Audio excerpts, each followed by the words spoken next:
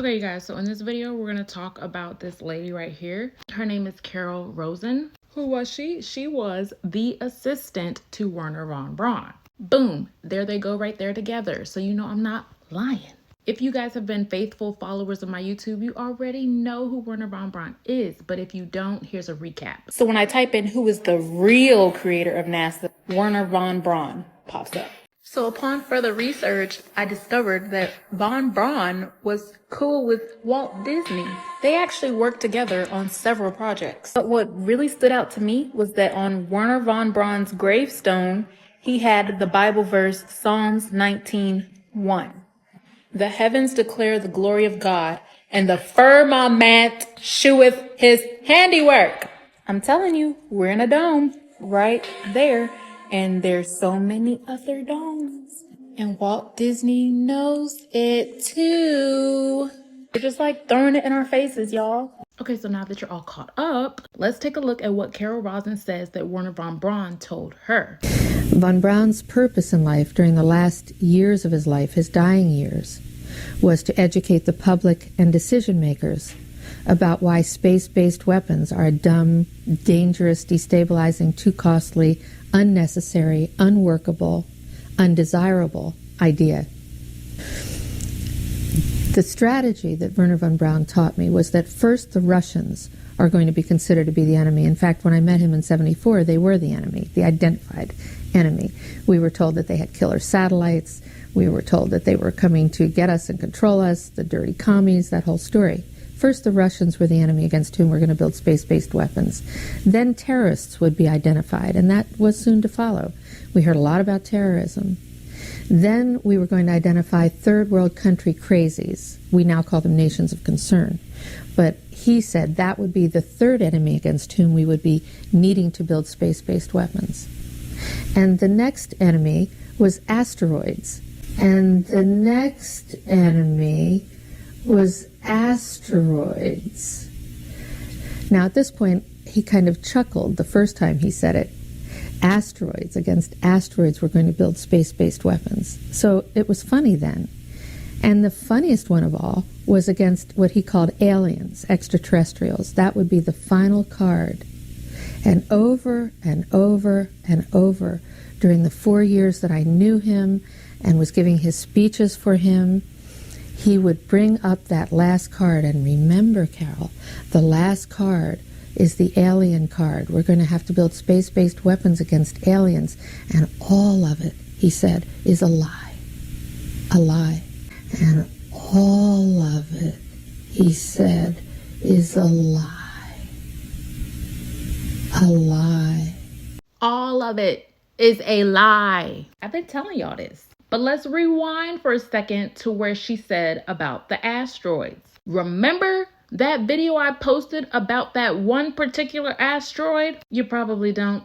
So here's a recap. But this isn't the first time I heard about some world-ending event happening in 2029. This article was found on the EDU, so you know it's credible. Somewhat. You know, you can't really trust anything online these days. But it says an asteroid named Apophis, however you say that, is predicted to slam into the Earth on April 13th, 2029. By the way, that's a Friday the 13th. But like, is there something we don't know here? Is the world trying to end in 2029?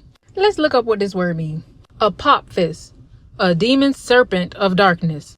What the fuck? Why would they name that asteroid after a demon serpent? At this point, I just need to know, is it gonna be this or is it gonna be this? Because I need to know how to prepare myself. So Carol Rosin said herself, the next strategy that the elite are going to try on us is the asteroid. And I just showed you guys an asteroid that is projected to hit Earth in 2029 called Apophis. Isn't it suspicious that NASA launched rockets on the day of the solar eclipse? Y'all remember that? And the rockets are named Apophis. Why the hell would they name those rockets after the demon serpent?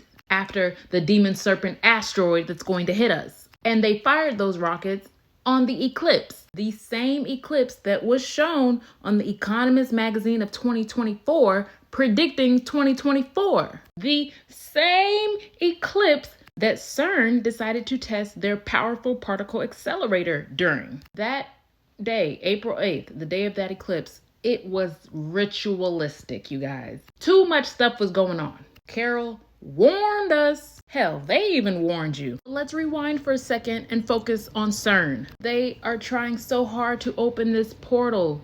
This portal is the gates of hell. They are trying to open it to let in demons. But they're gonna tell you, aliens. Like Carol said, this is what Werner von Braun told her. The last card they are going to play is the alien card, and it is all a lie because they're not aliens, they're demons. Now there's this show called Evil. I am currently watching it, and in one particular episode, they go and investigate what seems to be CERN, because there have been reports that they are opening the gates of hell, and CERN wants to debunk those reports. So instead of CERN in the show, it's called Garrow Research Facility. So they're in there investigating, and someone slips David a message saying, if you want the truth, come to this address.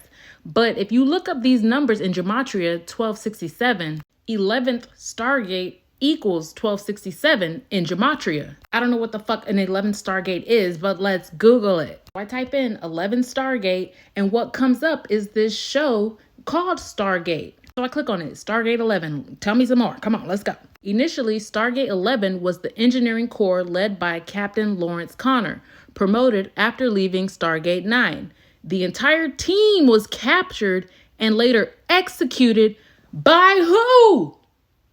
Apophis. I cannot make this up, you guys. It seems no matter where we look, the dots are connecting. We can't get away from this demon serpent. So anyways, back to the show. The guy that gave them the note, he tells them that the location that the scientists brought him to is not where the gates of hell are located. He said they're actually located at B33. 33. The elites just love that number, don't they? He says the crew broke through something, a sinkhole, really deep, and that the crew couldn't see the bottom of it. So they just decided to cement it over and work around it. But there's something there, something underneath the concrete. A creature. What creature? Maybe Apophis? Shit, at this point. So they go back to this B33 and see this freaking hole that leads to God knows where. And this little snake-like centipede creature starts crawling out of the hole. That, my friends, is the gate to hell.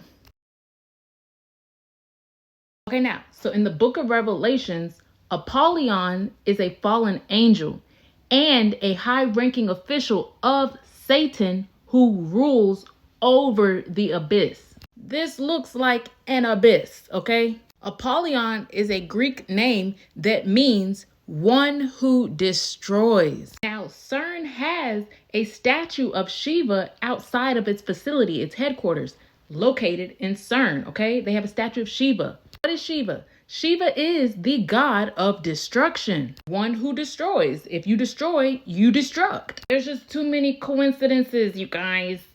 Now, if we rewind for a second, I know we've been rewinding a lot, y'all, but bear with me. That asteroid, Apophis, is projected to hit in 2029. What's the year after 2029? 2030. Is there a correlation between that and the United Nations and their 2030 agenda? Who knows? Who knows? Is this the New World Order? I don't know. After the demon serpent comes the New World Order? I don't know.